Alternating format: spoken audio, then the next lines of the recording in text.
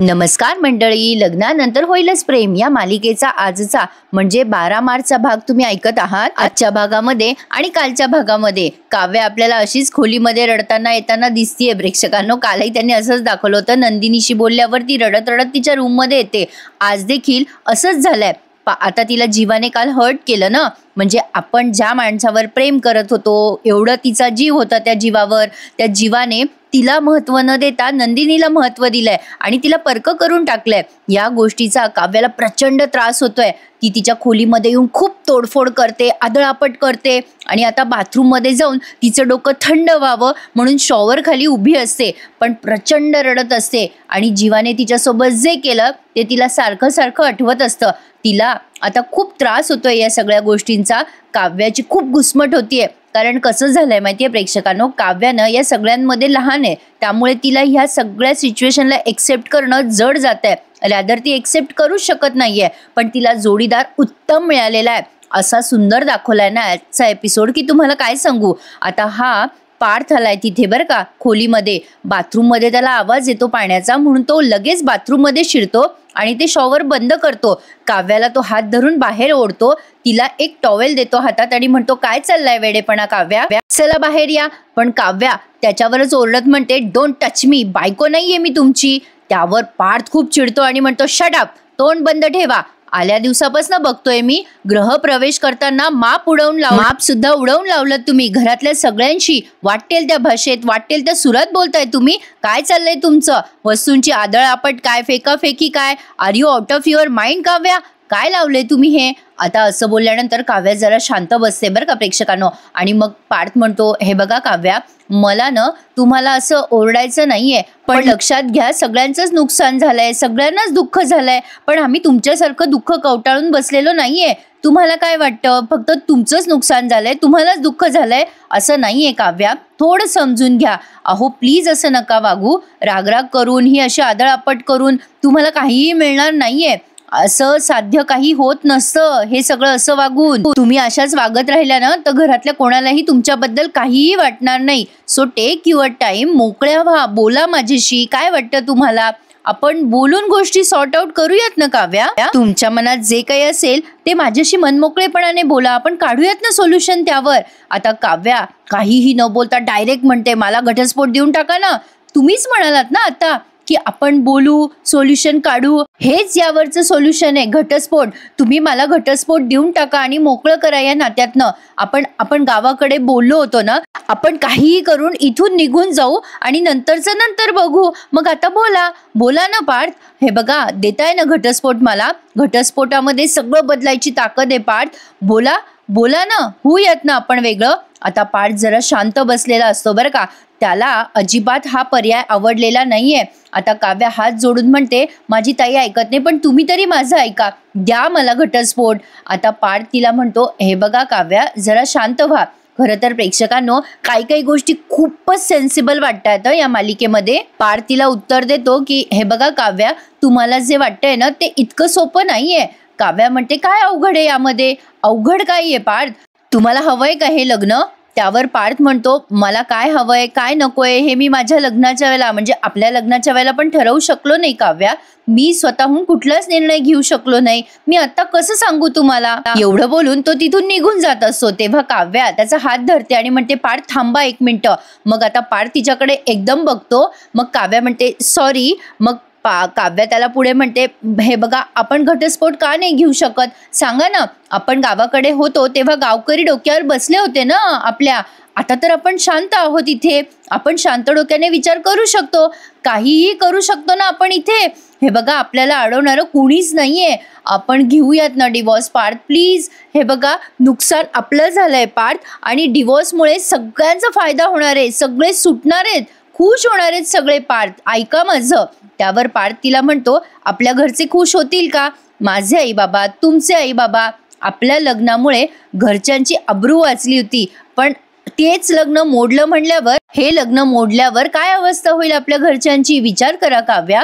अहो एवढं स्वार्थी होऊन निर्णय नाही घेता येत, आपल्याला असं एकतर्फी निर्णय घेता येणार नाही, आपण काहीतरी मार्ग काढू। पण आता काव्या म्हणते, काय मार्ग काढायचा आहे तुम्हाला? हे लग्न एक्सेप्ट करायचं असं म्हणायचंय का तुम्हाला? आता पार्थ थोडा शांत बसतो बरं का प्रेक्षकांनो. काव्या म्हणते हेच म्हणायचंय ना तुम्हाला, ज्या माणसावर माझं प्रेमच नाहीये त्या माणसासोबत मी आयुष्यभर कसा संसार करू? मला जर हे लग्न मान्यच नाहीये तर मी हे लग्न काय एक्सेप्ट करू आणि कोणासाठी करू? माझ्या आईबाबांसाठी, फक्त माझ्या आईबाबांसाठी. माझा विचार कोणी करायचा आहे? मी असं गुदमरत जगायचं का? हे असं मरून जाऊ, मी या लग्नात अडकून मरून जाऊ का? त्यावर पार्थ तिला म्हणतो, हे बघा तुम्ही ना शांत व्हा काव्या, आपण दुसरा पर्यायाचा विचार करू. पण आता काव्या त्याला काही बोलूच देत नाही आणि एकदम त्याचा अपमान केल्यासारखं त्याच्यावर वसकते आणि म्हणते तुम्ही जा इथून, मला तुमच्याशी बोलायचंच नाहीये, जा तुम्ही. आता पार्थ काहीच बोलत नाही बरं का, तिला अगदी शांतपणे तिच्या हातात टॉवेल ठेवतो आणि निघून जातो. काय आहे प्रेक्षकांनो, त्यांनी ना ऍक्च्युली खूप छान जोड्या लावल्यात. पार्थ इतका समजूतदार आहे आणि तो काव्याला खूप छान हँडल करतोय. तेवढाच जीवा, म्हणजे जशी काव्य आहे ना तसं जीवा आहे. आणि नंदिनी समजूतदार आहे, त्यामुळे नंदिनी त्याला शांततेत हँडल करते. आजचा एक प्रसंग बघितला आणि अक्षरशः माझ्या अंगावर काटे आले. आता थोड्याच वेळात तुम्हाला तो प्रसंग दिसणार आहे, तुम्हाला प्रचंड आवडणार आहे तो प्रसंग. आता बघा, पार्थ तिला समजवतो पण काव्या जेव्हा ओरडते त्याच्या अंगावर तेव्हा पार्थ अगदी शांतपणे तिथून निघून जातो. काव्याला काही केल्या हे लग्न एक्सेप्ट करायचंच नाहीये, पण त्या उलट नंदिनी आहे. नंदिनी मात्र हे लग्न एक्सेप्ट करून पुढे काय करता येईल या गोष्टीचा विचार करतेय. खरंच प्रेक्षकांनो, प्रत्येक माणसं असतात त्याप्रमाणे प्रत्येकाचा स्वभाव असतो. म्हणतात ना, व्यक्ती तितक्या प्रकृती. छान उदाहरण दाखवलंय या मालिकेमध्ये. ऍक्च्युली एक सांगू का तुम्हाला मोकळं प्रेक्षकांनो, काय आहे ना, मालिकेची स्टोरी वीक पडलेली असून सुद्धा हे सगळे कलाकार त्यांच्या अभिनयामुळे मालिकेला एक उत्तम दर्जा मिळवून देण्याचा प्रयत्न करताय. तर आता जीवा एका ठिकाणी आलाय हॉटेलमध्ये, त्याला सुद्धा खूप त्रास होतोय. त्याला काव्याला विसरणं एवढं सोपं नाहीये, म्हणून तो आता तिथे दारू पीत बसलाय. त्याला असं वाटतंय की सगळ्या गोष्टीचं सोल्युशन दारू आहे, पण नाही. नंदिनीने त्याला खूप सुंदर आणि सुरेख पद्धतीने समजावून सांगितलंय आणि दारू पिल्यामुळे त्याला त्याची चूक सुद्धा कळली आहे. आता त्यांनी हा प्रसंग एका दुःखी गाण्यामध्ये दाखवलाय की तो हॉटेलमध्ये खूप फुल दारू पितो, इतका पितो की त्याला पायावर उभं सुद्धा राहता येत नाहीये, समोरची गोष्ट सुद्धा त्याला दिसत नाहीये. तर आता बघा, हाच प्रसंग, ज्या प्रसंगाची मी तुम्हाला मगाशी सांगितलं ना की तुमच्या अंगावर काटा उभं राहील. बघा, पार्थ एकटाच गच्चीवर आलेला असतो आणि आता रम्या त्याच्या पाठोपाठ येते. आता रम्या तर आपल्याला माहितीये मालिकेची विलन आहे, ती पार्थच्या या सिच्युएशनचा फायदा घ्यायचा प्रयत्न करते बरं का. पार्थला म्हणते, पार्थ अरे हे घे, तुझी आवडती सिनेमन कॉफी आणली आहे. आधी पार्थ म्हणतो नकोय मला. त्यावर रम्या म्हणते, अरे असं काय करतोयस, किती दिवसानंतर केली आहे मी तुझ्यासाठी, घे ना रे पार्थ कॉफी, रात्री तुला कॉफी लागते मला माहिती आहे रे पार्थ. पार्थ म्हणतो माझी इच्छा नाहीये रम्या. त्यावर रम्या त्याला लेक्चर द्यायला लागते, अरे पार्थ, आयुष्यात आपल्याला नको असताना बऱ्याच गोष्टी आपण करतो, आपली इच्छा नसताना सुद्धा आपल्याला काहीतरी करावं लागतं रे, पण काय करणार, जाऊ दे, सोड. तू खूप दिवसापासून माझ्या हातची कॉफी प्यायला नाहीयेस, घे ना रे, तुला जरा बरं वाटेल, अरे घे रे, असं म्हणून त्याला खूप आग्रह करते. आता पार्थला वाटतं जस्ट कॉफी तर आहे, पिऊयात, म्हणून तो ती कॉफी एक्सेप्ट करतो आणि रम्याला थँक्यू असं म्हणतो. आता पार्थ कॉफी पित असताना रम्या त्याचा ब्रेन वॉश करायचा प्रयत्न करते, पण रम्याचा हा प्रयत्न नंदिनीने अतिशय सुरेख पद्धतीने हँडल केलाय आणि हाणून पाडलेला आहे, तेही न बोलता.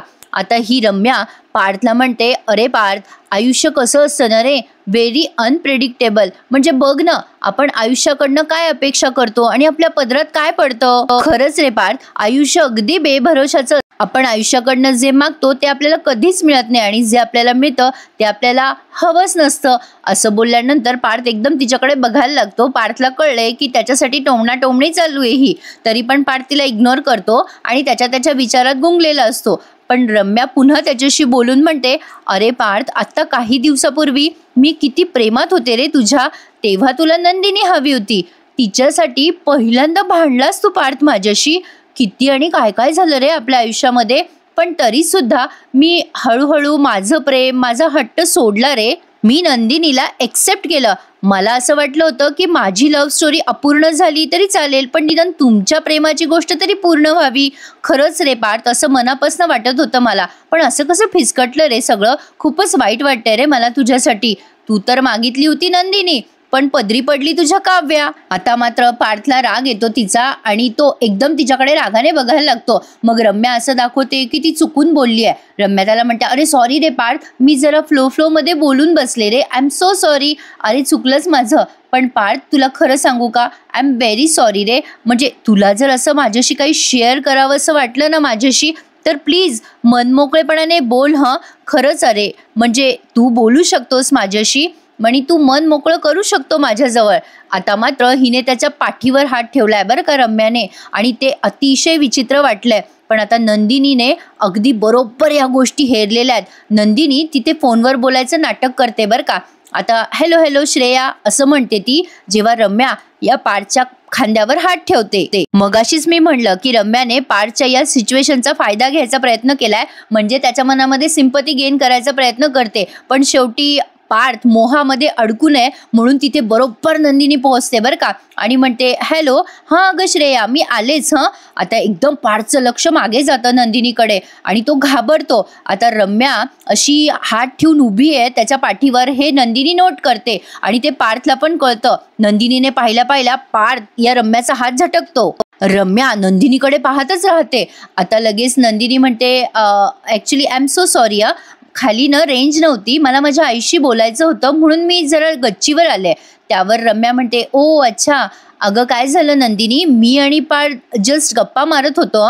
अगं त्याची आवडती सिनेमन कॉफी केली ना मी, खूप दिवसात तो प्यायलाच नव्हता बघ, मीच बनवून दिली त्याला आज. आता पार्थ आणि नंदिनी एकमेकांकडे असे बघतायत बरं का. बघा प्रेक्षकांनो, जे लोक समजूतदार असतात ना त्यांना बरंच काही सहन करावं लागतं, पण शेवटी अशा समजूतदार लोकांमुळेच घर पुढे जातं हे तितकंच खरं आहे. त्यांचा त्याग आणि समर्पण खूप महत्त्वाचं असतं घरासाठी. नंदिनी आणि पार्थ एक्झॅक्टली तेच करतायत. अगदी सारख्या स्वभावाचे आहेत हे दोघे जण. आता रम्या या सगळ्या सिच्युएशनला सावरून घेते हे नंदिनीला तेव्हाच कळलंय. रम्या म्हणते, अगं खूप दिवसांनी बरं वाटतंय आज, अगं तू झोपली नाहीस नंदिनी. नंदिनी म्हणते, अगं नाही. मग रम्या म्हणते की तू ठीक आहेस ना मग नंदिनी. आता ती नंदिनी म्हणते, हो मी ठीक आहे, पण काव्यासाठी हे सगळं ठीक नाहीये. एवढा शब्द बोलते बरं का नंदिनी, आणि पार्थ एकदम खडकन जागा होतो. आता रम्या म्हणते, अगं नाही, अगं तुझा काहीतरी गैरसमज होतोय नंदिनी, मी आणि पार्थ जस्ट गप्पा मारत होतो, take our own time. Kavya कुठे आहे ग? नंदिनी म्हणते, झोपली आहे ती. लगेच रम्या म्हणते, तू का नाही झोपलीस ग मग नंदिनी, अगं काव्याने जर तुला रूममध्ये नाही येऊ दिलं ना तर तू माझ्याकडे येऊन झोपू शकतेस बरं का. मग नंदिनी म्हणते, नाही इट्स ओके, काही गरज नाहीये. आणि आता ती पार्थकडे पुन्हा एकदा बघते बरं का, आणि पार्थला म्हणते गुड नाईट. म्हणजे असं न बघताच ती बोलून जाते. पार्थच्या लक्षात येतंय की तो जे हे वागतोय ना ते चुकीचं आहे. त्याने रम्याशी असे एकांतात बोलायला नकोय, हे अत्यंत चुकीचं आहे. आता रम्या म्हणते, विचित्रच आहे ही नंदिनी. अरे पार्थ, मी तुला काय म्हणत होते. आता पार्थ लगेच तिला गुड नाईट म्हणतो आणि खाली निघून जातो. त्यामुळे रम्याचा असा भ्रमनिराश झालाय की ही नंदिनी का टपकली मध्ये. काय भारी दाखवला ना प्रेक्षकांनो. थोडक्यात हा सीन डिस्क्राईब करायचा असेल ना तर समजदार को इशारा काफी आहे असं म्हणायला हरकत नाहीये. नंदिनी आता तिच्या खोलीत येते. काव्या झोपलेली असते. अतिशय सुरेख प्रेक्षकांनो. मला आजचा भाग इतका आवडला ना की काय सांगू तुम्हाला. आता नंदिनी तिच्या रूम मध्ये येते तेव्हा काव्या झोपलेली असते. नंदिनी तिच्या डोक्यावरनं अशी मायेने हात फिरवते. मनात ती विचार करते, एकटीला झोपायला अख्खा बेड हवा होता तुला काव्या. अगं तुला थंडी वाजते म्हणून तू एसी बंद करून झोपत होतीस ग, पण आज तू इथे तडजोडी करते. अनोळखी लोकांमध्ये तू झोपलीयस काव्या. अगं मला कळतंय ग, तुला खूप त्रास होतोय, पण का कोणास ठाऊक काव्या, आपण थोडं समजुतीने घेतलं ना तर सगळं काही ठीक होईल बघ. आता नंदिनी असा मनातल्या मनात विचार करते. आता काव्या नंदिनीचा हात घट्ट धरते बरं का झोपेमध्ये सुद्धा. शेवटी मोठी बहीण ही आईच्या जागेवर असतात म्हणतात ना प्रेक्षकांनो, ते अगदी खरं आहे. नंदिनीने ते वाक्य अगदी समर्पक करून दाखवलंय. आता नंदिनी पुन्हा काव्याच्या डोक्यावरनं खूप वेळ हात फिरवते तिला झोप लागेपर्यंत. म्हणजे ती ॲक्च्युली गाढ झोपलेलीच असते, पण आता ती अशी तिच्या डोक्यावरनं हात फिरवतीये. खूप छान वाटलं प्रेक्षकांनो हा प्रसंग बघताना, आणि डोळ्यात पाणी पण आलं.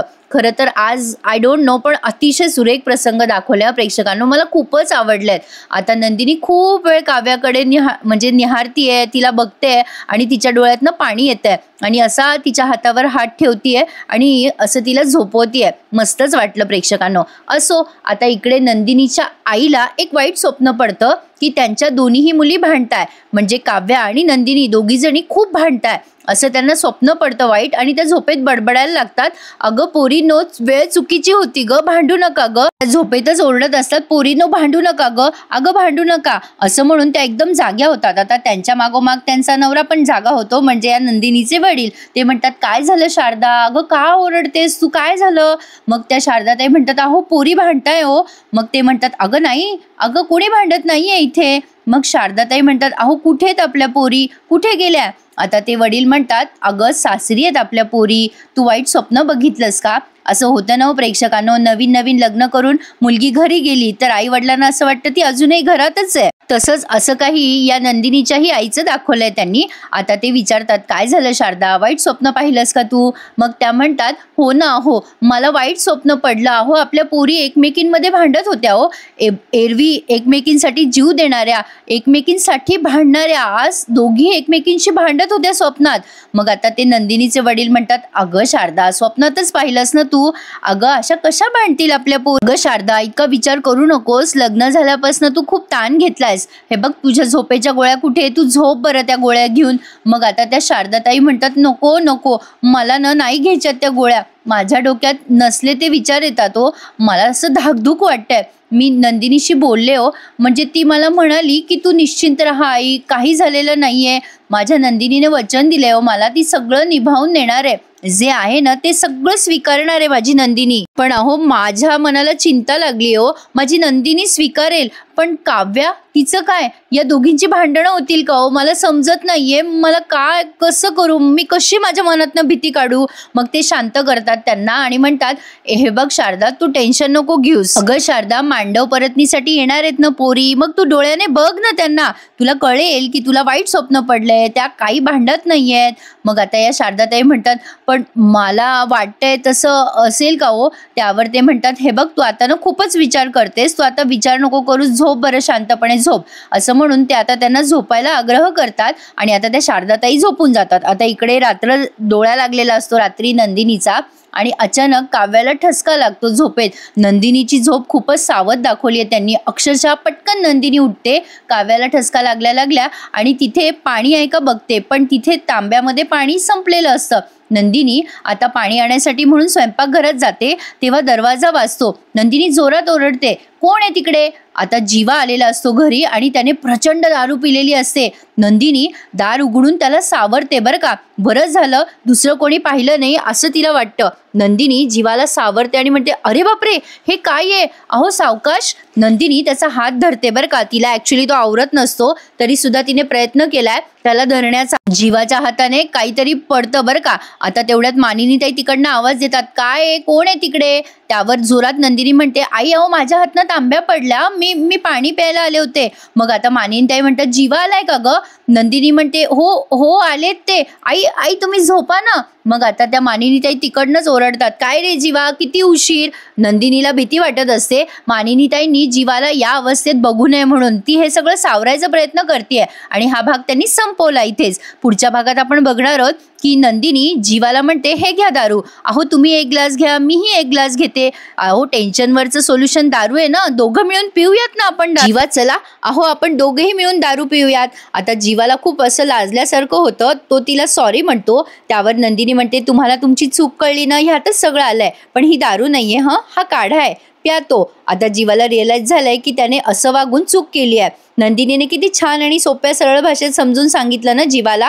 आता सेम एक्झॅक्टली तेच काव्याच्या बाबतीत करणार आहे ती. काव्या आता वकिलाचा नंबर शोधतीये. आय थिंक सो या मालिकेमध्ये अर्जुन सुभेदार आपल्याला दिसणार आहेत लवकरच. महासंगमची खिचडी बघायला मिळणार आहे. काव्या वकिलांचे नंबर शोधत असते तेव्हा नंदिनी तिथे येऊन तिला म्हणते, हे बघ काव्या इतका आतताईपणा करू नकोस, शांतपणे विचार कर, मला एवढंच म्हणायचंय की तू तुझ्या या लग्नाला एक चान्स दे. कारण नंदिनीला माहिती आहे प्रेक्षकांनो, पार्थ खूप समजूतदार आहे आणि तो तिच्या बहिणीला व्यवस्थित. मालिकेची स्टोरी दिवसेंदिवस छान होतीये यात शंका नाहीये. आजचा भाग कसा वाटला तुम्हाला नक्की कमेंट करून कळवा. आणि प्रेक्षकांनो, खूप जणांनी अजून चॅनल सबस्क्राईब केले नाहीये, त्यांनी प्लीज चॅनलला सबस्क्राईब करा आणि लग्नानंतर होईलच प्रेम या मालिकेचे दररोज एन्जॉय करा आपल्या चॅनलवर सगळे एपिसोड रिव्ह्यू. आणि हो ठरलं तर मग या मालिकेचा एपिसोड अजूनही आलेला नाहीये, कदाचित कालच्या आणि परवाच्या प्रमाणे तो आज देखील उशिरा दुपारून येईल. येईल असं वाटतंय, त्यामुळे त्याही चॅनलला सबस्क्राईब करून ठेवा. एपिसोड आला की लगेच तुम्हाला त्याचा रिव्ह्यू येईल. आजचा हा भाग कसा वाटला मला कमेंट करून नक्की कळवा.